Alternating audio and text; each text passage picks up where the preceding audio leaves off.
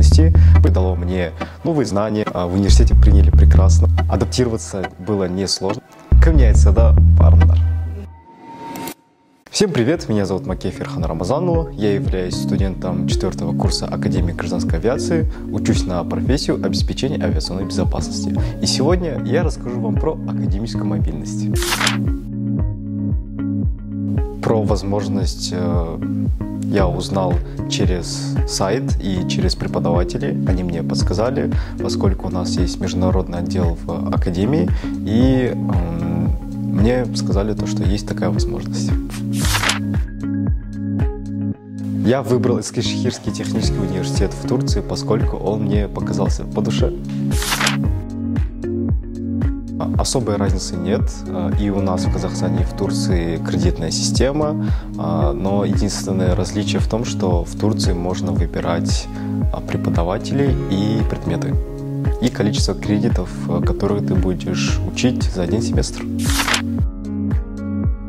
В целом у меня было 6 предметов, 4 из них я проходил в формате онлайн в академии, а остальные 2 я проходил в Турции. Это обеспечение авиационной безопасности на турецком языке и авиационный английский на английском. Адаптироваться было несложно, поскольку у меня жили там друзья, они помогли во всех планах: документация, квартира, адаптирование. Да? Вначале я столкнулся с огромной проблемой в виде языка, поскольку это другая страна. Я сам не знал турецкий язык, и мне пришлось очень тяжело. Первые 2 месяца я сидел перед переводчиком и ChatGPT каждый вечер стабильно. В университете приняли прекрасно. Одногруппники были прекрасными ребятами, помогли во всех планах, помогали с любыми вопросами. И вообще, рахмет, если они, конечно, увидят это.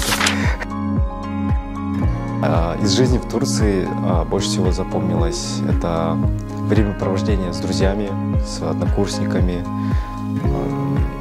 как мы гуляли, все было прекрасно. Да, мероприятия были, но я по мере возможности старался там присутствовать. Были специальные программы для студентов, которые прилетели по Эрасмусу и по академической мобильности. Были различные встречи, тренинги и так далее. Обучение по программе академической мобильности в Турции дало мне новые знания, новый круг общения, расширение кругозора, обзавелся новыми друзьями, увидел новые места, и в целом было личностное развитие. Да, очень сильно. И это в положительном плане. Программа академической мобильности это того стоит. Старайтесь, учитесь, расширяйте свой кругозор, и все у вас будет прекрасно.